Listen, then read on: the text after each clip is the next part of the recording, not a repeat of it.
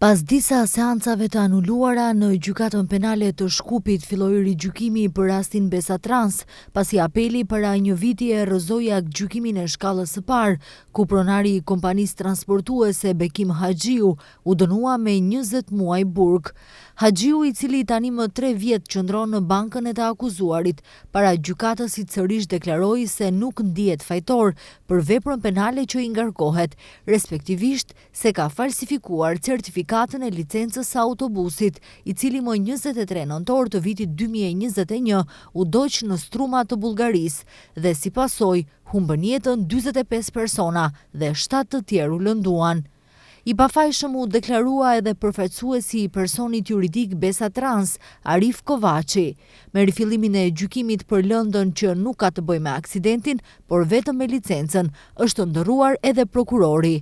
Akuzën në rigjykim do ta përfaqësoj Zoran Zdravev, pasi që Vladimir Miloševski është avancuar në pozitën e prokurorit të lartë. Në seancën e sotme ishin të pranishëm përfaqësuesit e Ministrisë së Transportit, resorit kompetent i cili jep certifikatat e licencave për transportuesit. Dragan Çojovev, i punësuar në këtë ministri, tha se mbetet në deklarimin që e ka dhënë gjatë gjykimit të parë, respektivisht se kompania Besatrans ka pasur licencë për transport ndërkombëtar për 5 autobus, por nuk ka pasur licencë për autobusin e djegur. Në seancën e radhës të caktuar për më 19 dhjetor, pritet të dëshmoj përfaqësuesi i doganës, të cilën gjykatësi Ivica Stefanovski e cilësoi si çelës të lëndës.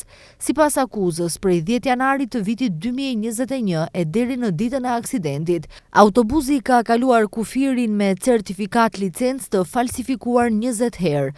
Për këtë, sipas prokurorisë, është fajtor pronari i kompanisë Bekim Haxhiu, i cili nëpërmjet shoferëve të ndryshëm ka mundësuar që autobusi të udhëtojë në relacione të ndryshme. Mbrojtja ka mohuar në vazhdimsi se ka bërë falsifikim të certifikatës së licencës, ndërsa insistojnë në formulimin se për të pasur falsifikim duhet që dikush të krijojë një dokument të rrejshëm, që sipas tyre në këtë rast nuk ka ndodhur.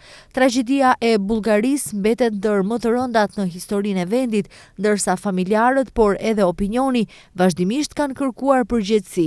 Bullgaria hapi hetim për arsyet e aksidentit, megjithatë i mbylli pasi sipas tyre fajtor ka qenë shoferi që ka humbur jetën në aksident, sepse ka lëvizur mbi shpejtësinë e lejuar në kushte të papërshtatshme të rrugës.